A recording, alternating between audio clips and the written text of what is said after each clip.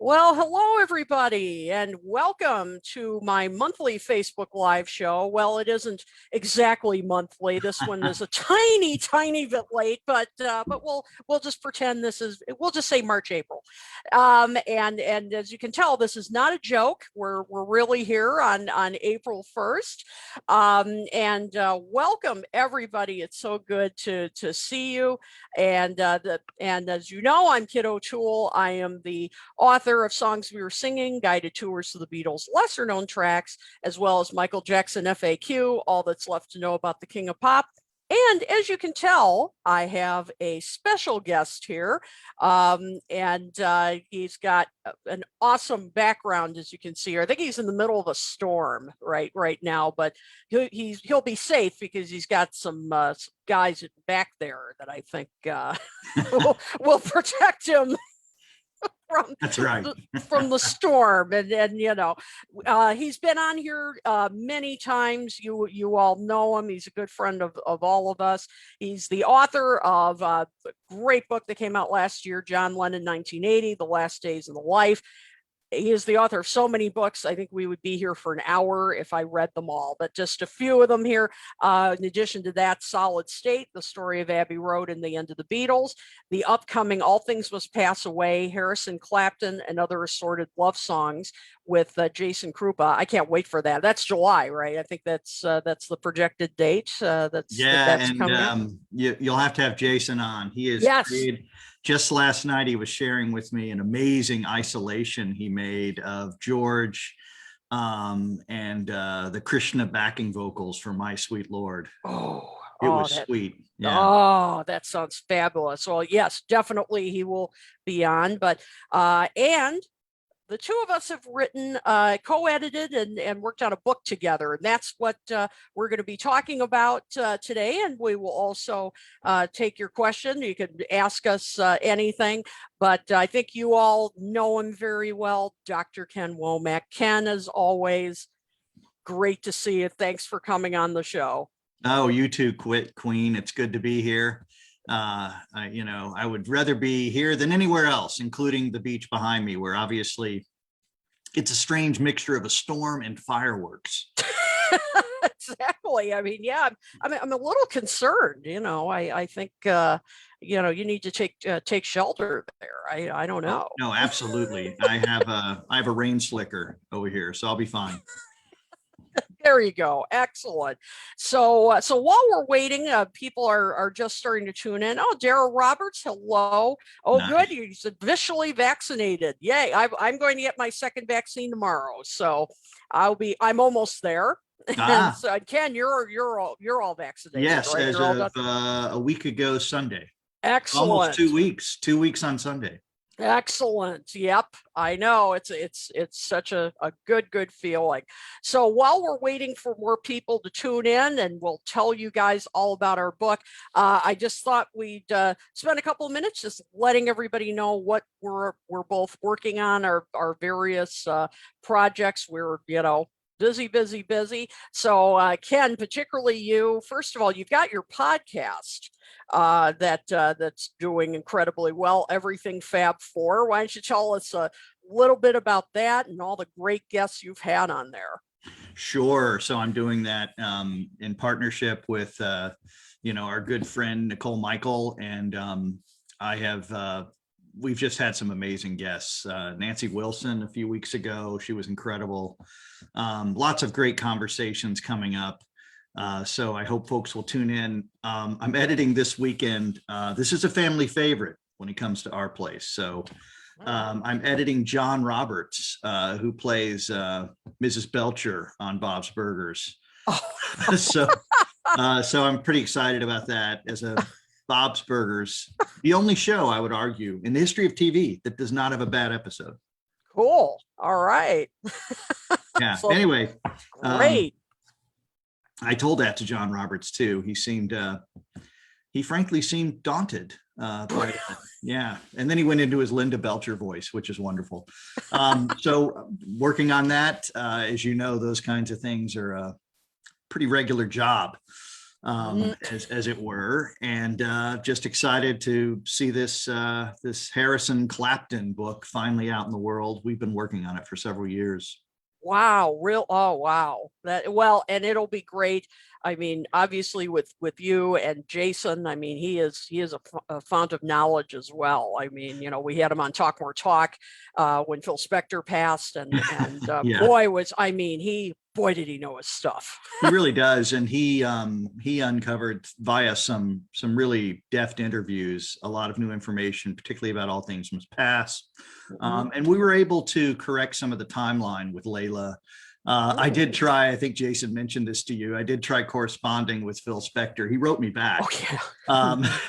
But literally nothing was usable because I'm shocked. Yeah, I know. I would bring up questions about Harrison and Clapton and others, and he wanted to talk about how he was allegedly innocent of the reason why he was incarcerated. He actually sent me a book from Amazon. It was quite good.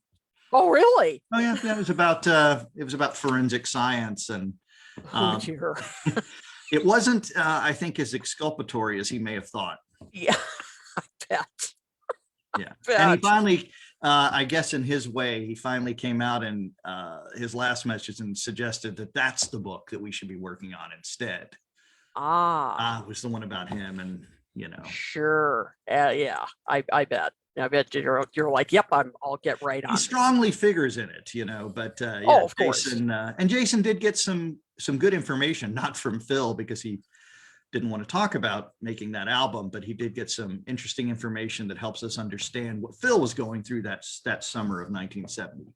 Absolutely. Well, that's a book I'm looking forward to, and hopefully I can get you guys on here and talk more talk and all that, so we can talk about that when the book comes out, because I'm dying to read it. Absolutely dying to read it. So you've got that, and you've got of course the classes, the Fab Four master classes, which folks, if you haven't taken this class with Scott Fryman as well, I mean, if you think you know everything about the Beatles albums, and I will admit I was one of those people that thought, well, I know these albums pretty well. You are the queen of all Beatles media.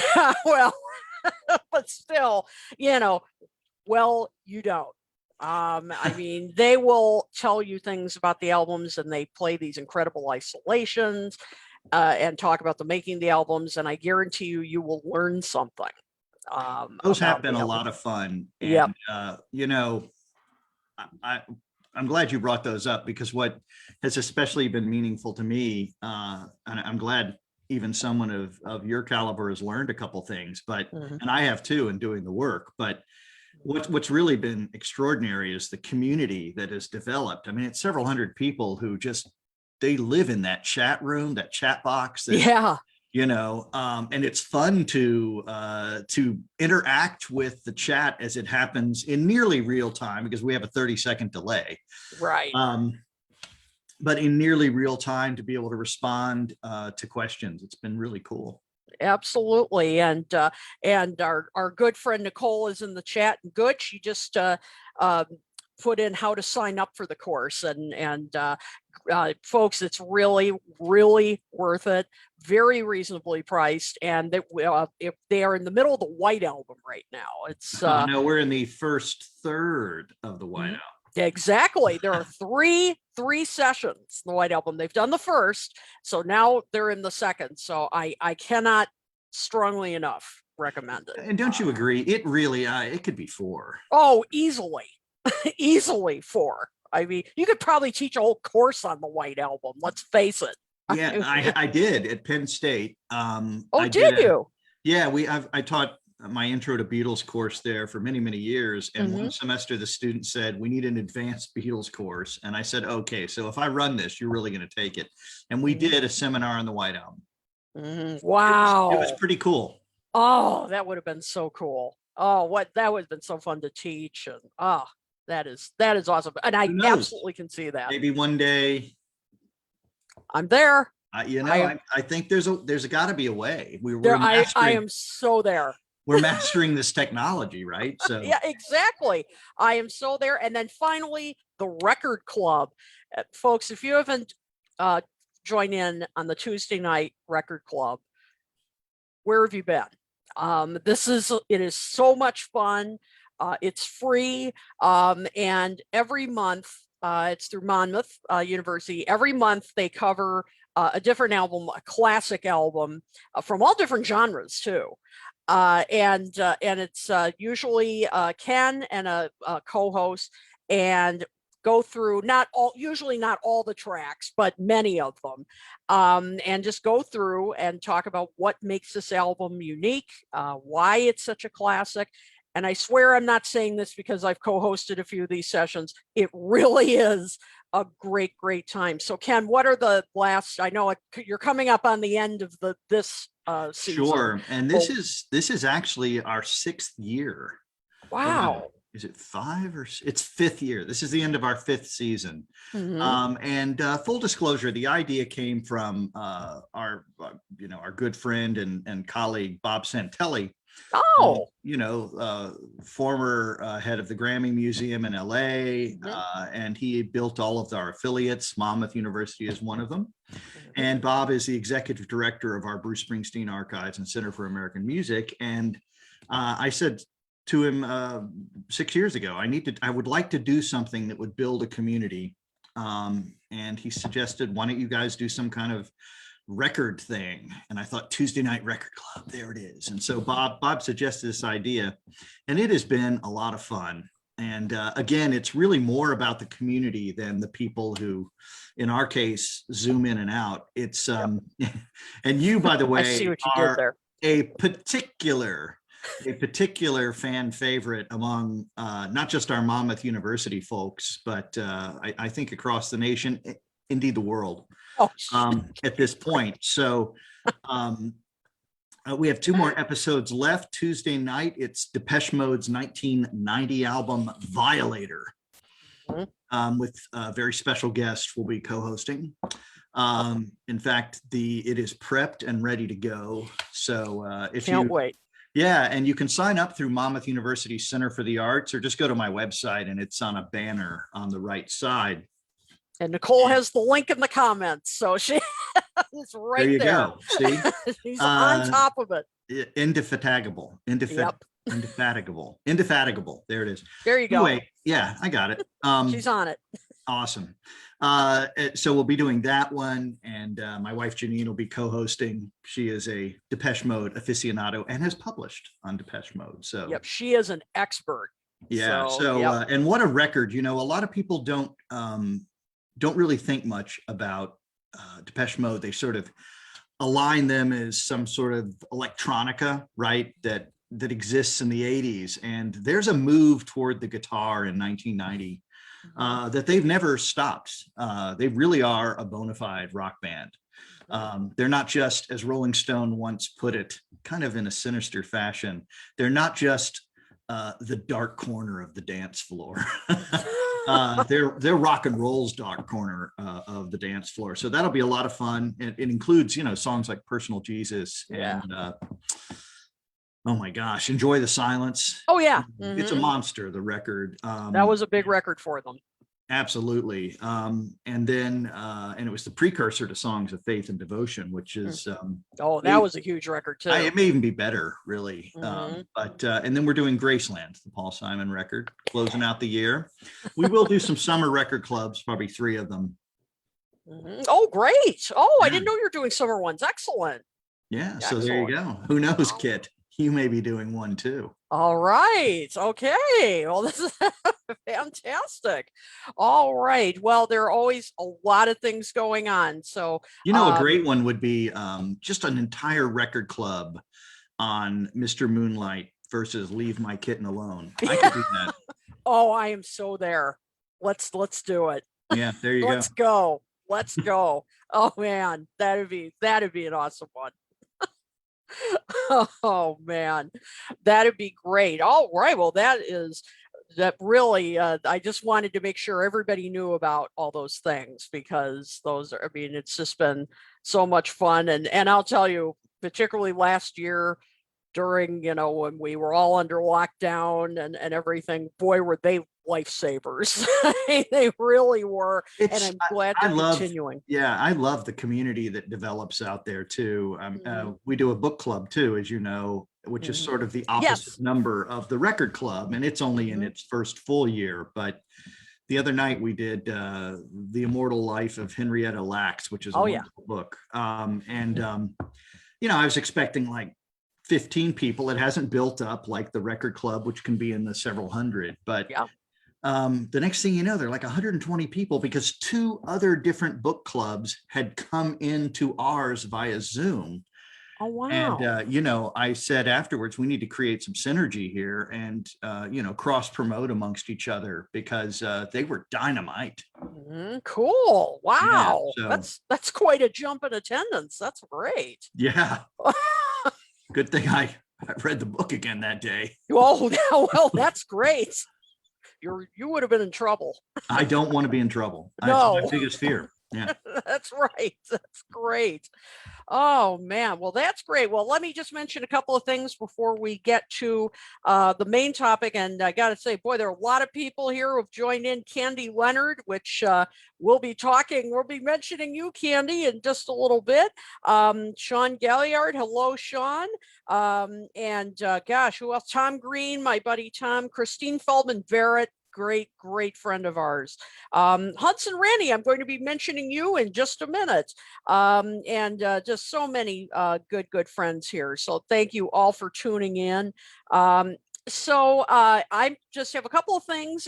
First off, the latest episode of Talk More Talk is up.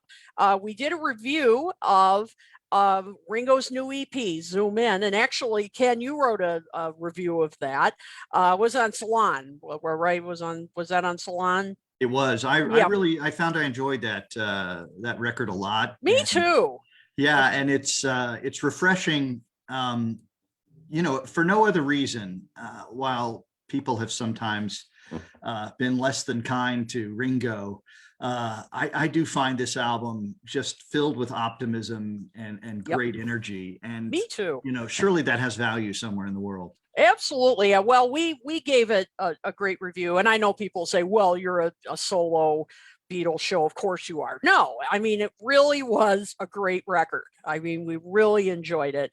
And so check it out. It's on our YouTube page. It's on our Facebook page. It's on virtually any podcasting platform that you subscribe to. So check it out. Also want to make an announcement. We changed the date of our next show. It's going to be April 12th. It's going to be Monday, April 12th. So mark your calendars.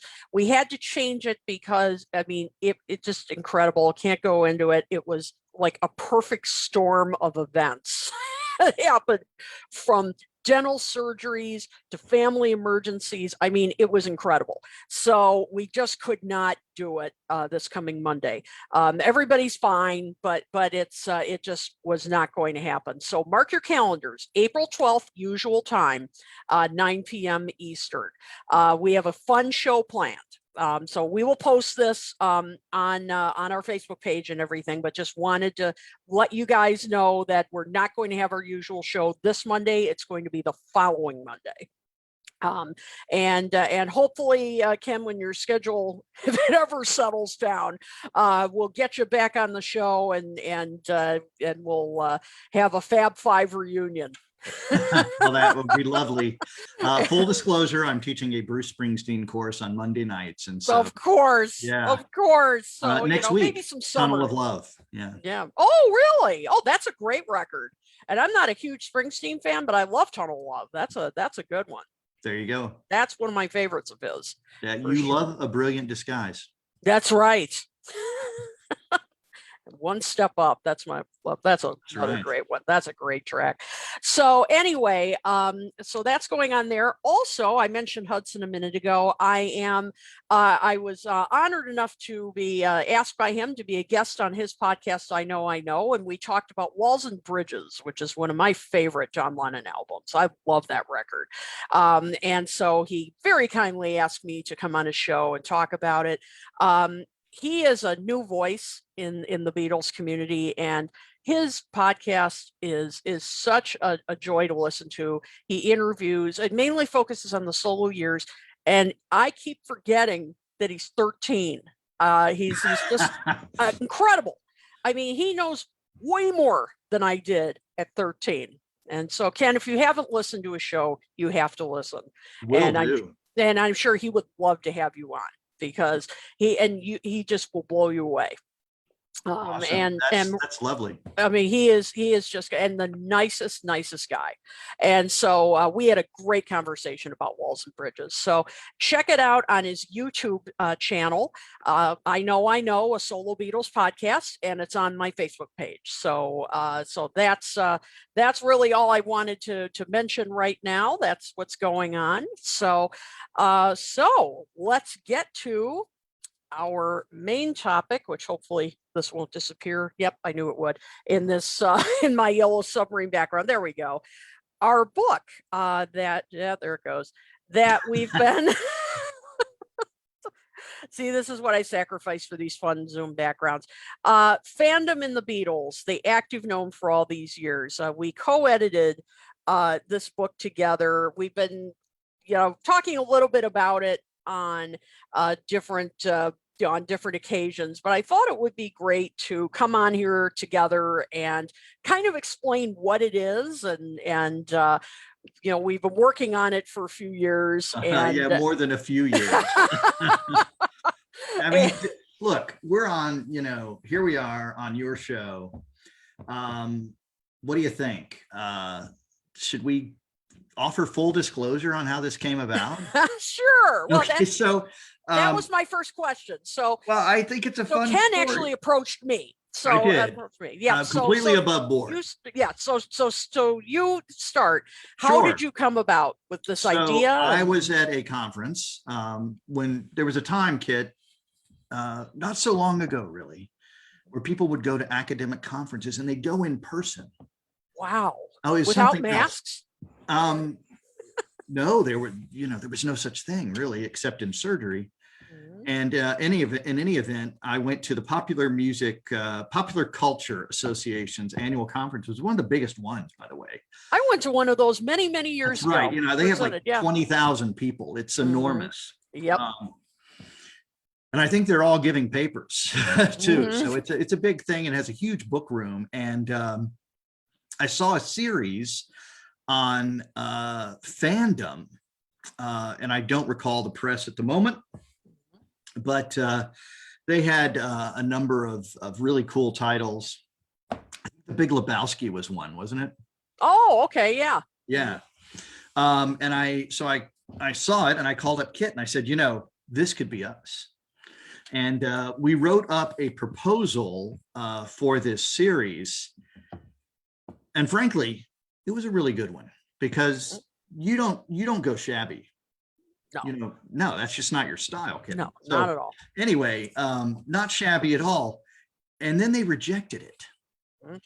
And I was flummoxed. I think you were co-flummoxed, right? That's right. Yeah. So, yeah, I just made that up.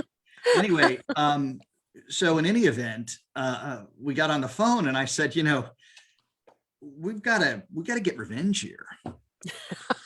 So what press could we go to that would far outstrip this very small commercial press that I'm not picking on them, but I don't think folks would have heard of them. They really just did this series and a couple of other things. Right.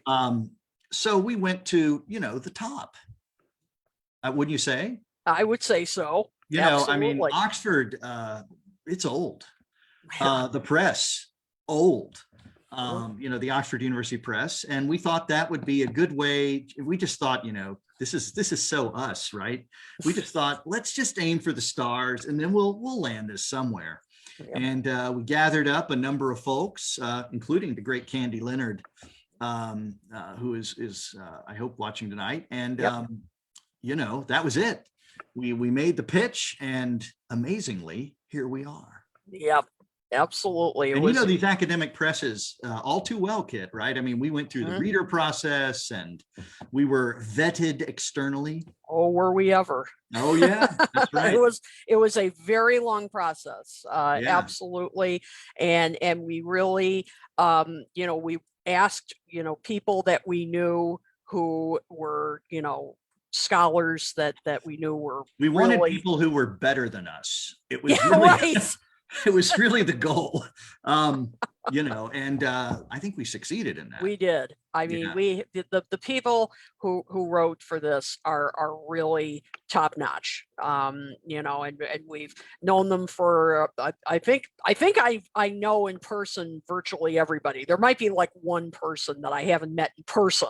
But you'll fix that. Yeah, right. Well, as soon as we're out of this insanity, I plan to remedy that. And but I've known them, through correspondence and all that. But a lot of them I've known from conferences and all that. And of course, Candy I know very well, and Katie Kapurch. Sure. And I mean, let's face it. Candy's like the dean of fan studies in some way. Richard Mills. Yep, absolutely. Richard Mills.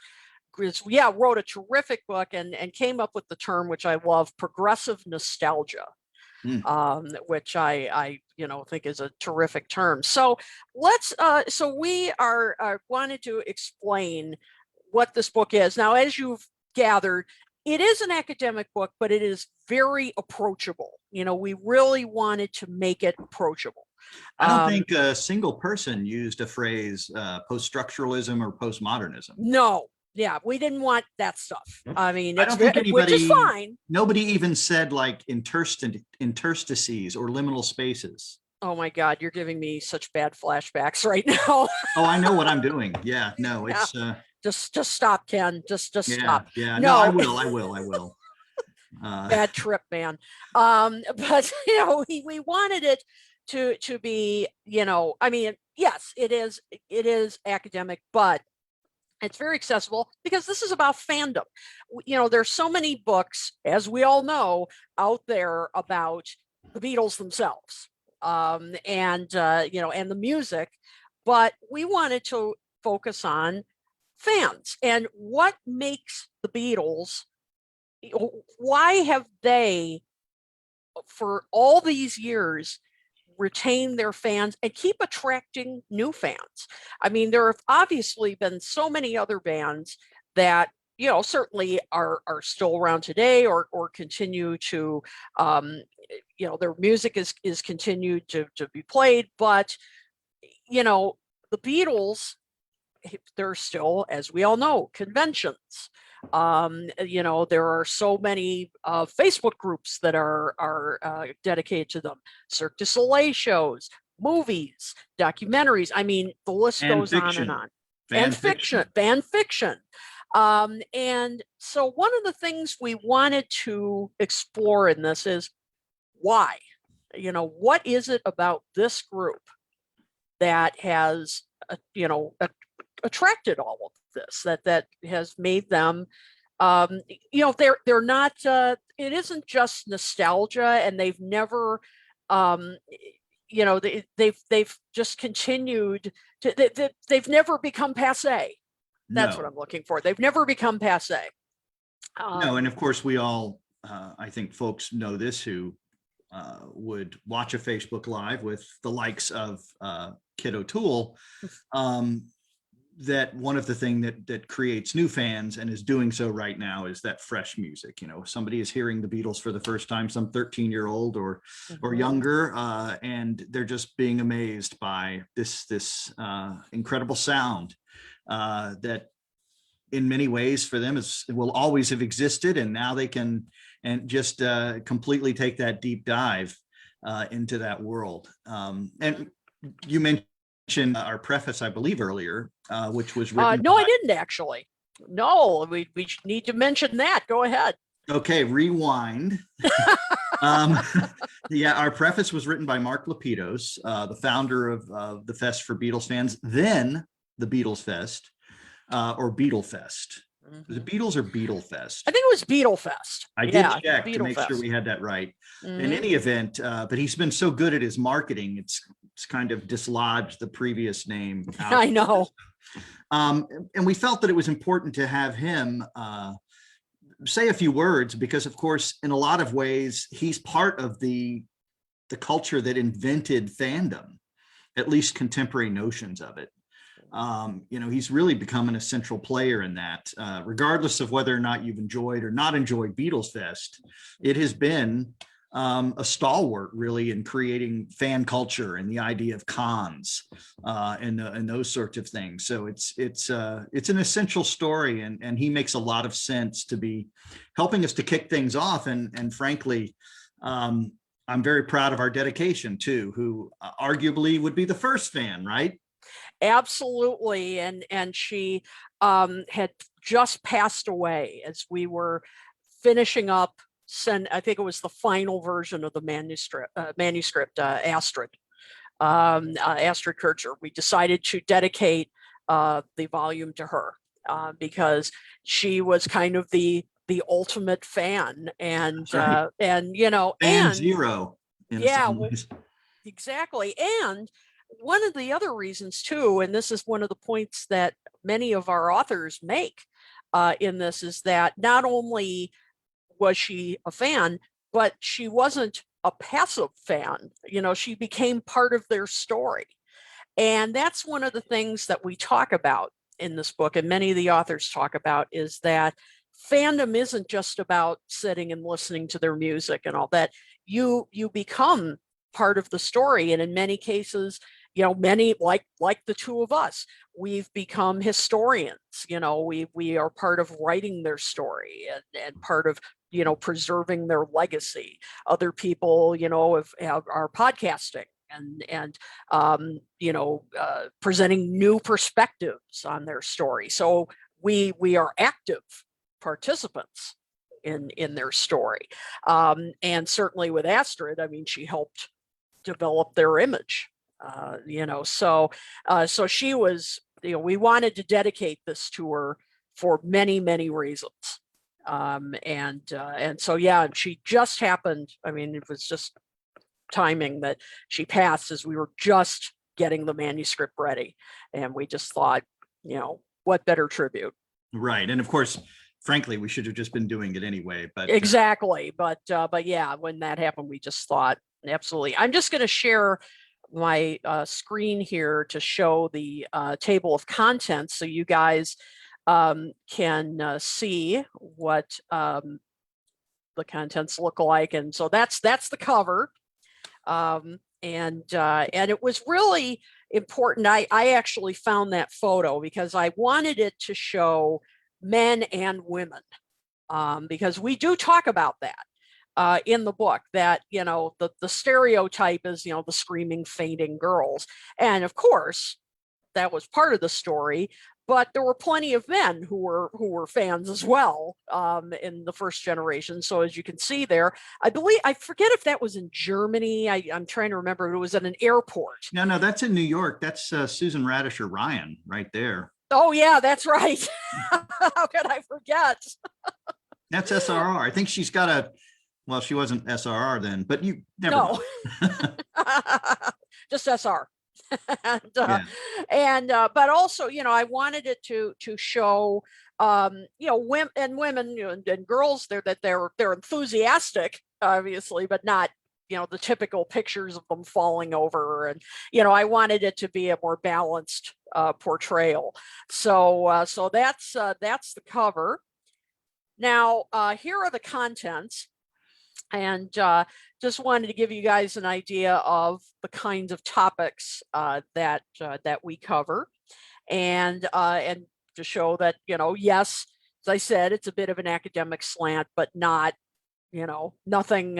It's still really interesting, and I think topics that you all will find interesting and can relate to.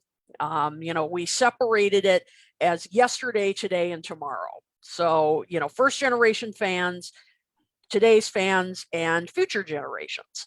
And as you can see here, as I said, we have some. I mean, the authors that contributed are just just top notch. So, Ken, are there any any chapters here you want to mention in particular that you want to pull out as examples of? Sure. I mean, talking Mike about? Brocken, I think is an important one because heritage tourism, and it will rise again post-pandemic. Heritage Yes. tourism, is not just a buzzword. It is, quite literally the lifeblood of how a number of new fans are grown in this day and age, right? So it was important for us to have that as part of the story. Ken Campbell, my colleague here at Monmouth, did an excellent piece and did, a full-scale study of younger folks, such as the one in our classes these days, right now in college and universities. That was an excellent moment. There's a really wonderful piece by you, if I may. Sure. Good. Then I don't have to talk about myself and look yes, like I'm no, boasting. you don't have to do that. Yeah. So, that's a particularly strong piece on fandom. And I wasn't joking when I said earlier, we really felt, Candy Leonard was essential given her work. And quite frankly, I feel terribly remiss, something miss. Yep. Involving I think the finest book this year so far, and props for a while, is Christine Feldman Barnett's book, Women's History of the Beatles, which is just a first-rate study, and a number of occasions in there talks about this kind of creation. So it's probably not best to talk about somebody else's book when you're talking about this one, but no, I don't mind. It's it's all part of the story, and it is. I was very proud to review that for Rock Music Studies recently. It should be out soon. In any event, it's a really strong collection, and Kit's not kidding when she says it's actually readable. Yes. Anyone who's accidentally stumbled upon an academic book and thought, oh, this is going to be great, and then felt walled out by language, that won't be a problem here. You will be walled in by language, Beatles language. Yeah, exactly. And one of the other chapters I just want to mention here is, if you can see it here, chapter 6, How Does It Feel to Be? Beatles Tribute Bands and the Fans Who Dream Them, by Viv Kamei, who is part of a tribute, Beatles tribute band. He really does play in one, out of Michigan, and I'm blanking out on the name of the band right now. He's going to kill me. But but he wrote about, and I'm so glad he agreed to do this, because I thought I wanted somebody to write about tribute bands who actually plays in one. And he talks about, from that perspective, the whole issue of, the sort of the contract you make with fans when you play in one, that you're obviously recreating not only the musical experience, but the concert experience. But as a performer, you want to, that you're entering this contract and you're trying to recreate the experience, but you do want to put a little bit of your own personality in it. But you can't exactly do that because that's not what the audience expects. And it's really a unique position to be in as a tribute band musician. So it's fascinating to read that from that perspective. And and again, this sort of contract that these tribute band musicians, unspoken, but it's just really interesting. And Esmo, yes, Esmeralda Esmo just wrote and said it's true. Yeah, of course you would know. yeah, that's right. So you would love this chapter. You would really would relate. Well, she is, of the Magical Mystery Girls, of course. Exactly. So the MMGs. The MMGs, exactly. So you know what he's talking about. Sean Gallagher just said we need a Beatles tribute band documentary. Isn't there one in progress? There's been one in the works. I did hear about one recently from a good friend of the Fest for Beatles fans, Simon Weitzman. Yes. I don't believe he's making it, but we were talking about it. Yeah, I think there is something, which is a good idea because it's. I think so. it's a fascinating kind of subculture, isn't it? A Yep. colleague of mine here at Monmouth University, Rich Veit, who's now our dean. Rich has written or is writing a book rather about Revolutionary War reenactment. And I think there is a certain interconnection, right? There are interstices between between the reenactors and the Beatles tribute bands. I think it's interesting. Yep, absolutely. And that's the thing, this whole book has to do with fan studies. And as you can see, there are so many applications to this, this whole issue of fan studies, and this whole area has grown so much over the past, I don't know, what would you say, Ken, like 20 years, or maybe even more, maybe the 90s. I don't know. Absolutely. And it's a kind of like a cross section or a sort of scientific study of the historical geologic layers, right, in Beatles fan culture that it's just been endlessly proliferating in a lot of ways. And a fascinating aspect we saw just last year in, I believe it was one of the trades, maybe it was Billboard, reported some Spotify data, which demonstrates that the Beatles are really penetrating just about the same demographic spheres that they were at the end of their career, which is quite fascinating. And I don't say this because it means the Beatles are a going concern. That is a given. But rather that they're able to make lasting and most often lifelong connections with people who love music. Yeah. It won't stop, and it certainly won't stop anytime soon. Yeah, obviously. If ever. I don't know. Tony Barrow is right. Yep, absolutely. And so, so that's the thing, I think, when you guys read this, that is what you will be asking yourself, because I don't know if I can honestly say that we definitively answered the question, what is it about the Beatles that really made them stay relevant? I mean, there's no one answer, in other words. I mean, there are many answers, but what is it about them that keeps attracting new fans, that made them never go out of style? They never became passe. What is it about this band?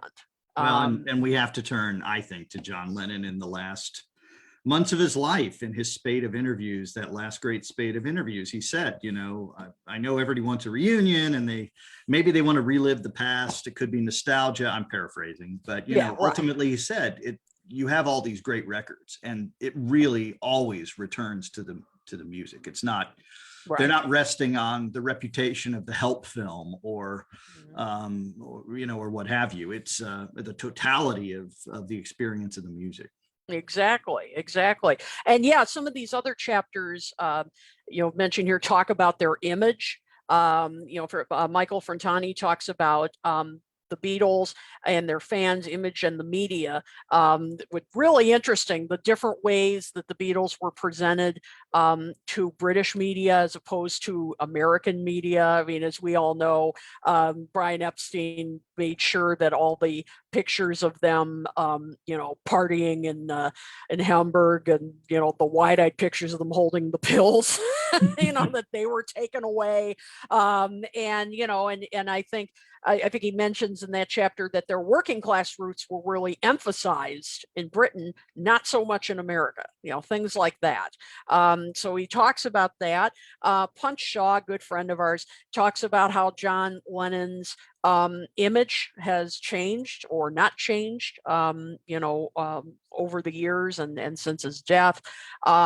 It's remarkable, isn't it, how he's now been gone longer than he was alive, right? Exactly. Sadly, and in that period, he's still a flashpoint for so many debates about his life and times. We see it every day in Facebook groups, right?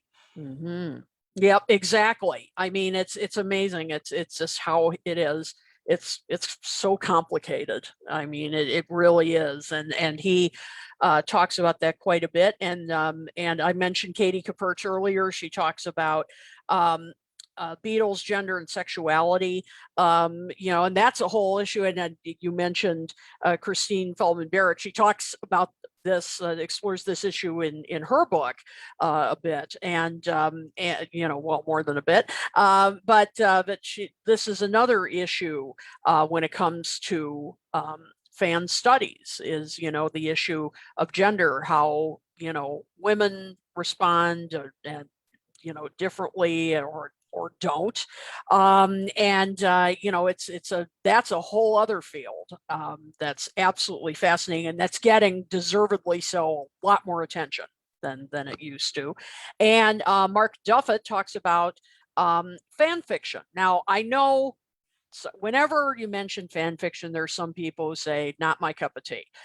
Even if it isn't, it's a fascinating study of fandom. It really the places it goes. It really does.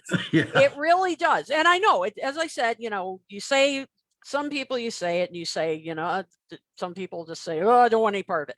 It really is fascinating to look at it. And by the way, I've read some good fan fiction. I mean, it isn't all, there is some that's well done. But it's fascinating to look at it, though, no matter how you feel about it. And it's a large expression of fandom. It really is. It is fascinating to look at its roots. And by the way, it's not just about Beatles. I mean, there's fan fiction about virtually anything you can think of: television shows, film, anime, you name it. There, chances are there's fanfic about it. Anything you can think of. Maybe there's fanfic about Talk More Talk. I don't know. I think there is about you. Oh, yeah, man. There's some fan fiction about you. Oh God, I hope not. It's good stuff. I mean, okay. Well, it's a little saucy, tasteful, quite frankly. Okay. Well, good. I don't know. Yeah. Oh man. So I think Ed Chen writes a lot of it. Yeah. Oh God. Oh no, Ed, don't do it. Don't do it. But now Dara, you mentioned Dara says you read fan fiction, particularly John Woods. Yeah, I mean, there are a lot of fans of fan fiction, and that's great. And there are some good writers. I've read them, so I'm definitely not putting down all fan fiction. But I'm just mentioning because I know some people when you mention it, they say no. Really, it's a great chapter. Are fans of fan fiction, are those meta fans? I don't know. That's a good question. That's why I ask you. I figured you would know. Metafan. That's interesting. Fans of fan fiction. Yeah. I don't know. That's interesting. I actually wrote about fan fiction in the mid to late 90s. That's how I first met Susan Ryan, actually. Was it in the Northern Star? No. No, not for that. For Beatle Fan. Because at the time, when the internet was really, I just started writing for Beatle Fan like a couple of years before, when I was writing and still do the column reviewing Beatles websites. And I noticed that these fan fiction sites were just exploding, and they were at the time. I mean, because before then, fan fiction writers couldn't get their work out other than just, Xeroxing their work and passing it around to friends, or maybe had little fanzines, things like that. When the internet came along, they could get their work out to worldwide audiences. And so I wrote an article about it. This, as I remember saying to Bill King, the editor-in-chief, I'm like, I'm telling you, this is really growing.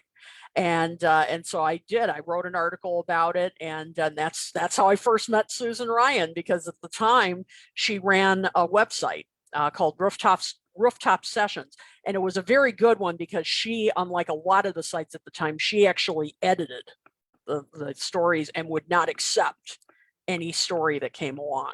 That sounds like SRR. Yeah. Yes, exactly. So it was it was like really quality. She would not accept just anything. So yeah, it was a big deal. the time. So we really, this book looks at a lot of different areas of fandom. So there's kind of something for everybody, I think, in our book. So that's true. Candy Leonard just wrote the internet created 21st century fandom. Yeah, there's an argument. Yeah, definitely an argument for that. I mean, the internet really did. That's kind of what my chapter talks about. Spoiler alert. Yeah, spoiler alert. That it doesn't talk about fan fiction. I talk about some other things, but that the internet did impact fandom greatly. And so, in fact, a number of you remember when I had you guys fill out a survey about, do you listen to podcasts? Do you listen to? Well, this is the result. It's this chapter. So surprise. Human studies. Nicely done, kid. Yep. So if you want to know where your survey answers went, this is it. It's in this book. So we just wanted to give you a clear idea of what the book is about. It's in paperback and hardcover. Do not get the hardcover. It's like $100. It's not worth it. Get the paperback. It's like, I think it's like $30. I think that's about that on Amazon. And the same number of words. Yes, it's the same number of words. And I think the hardcover is also in black and white. You aren't missing anything. No, it's not like there's a special, hidden DVD chapter. No, it's not. So yeah, skip the hardback. It's comments like these that will ensure we are never published again by the University Press. Yeah, probably that's true. But just wanted to, yeah. Sean says paperback writer. That's right. Exactly. Just remember that. It's also on Kindle, Nook, whatever e-reader you use. It's on that as well. So so it's at Barnes and Noble and Amazon for sure. Oxford University Press site. You can get it there as well.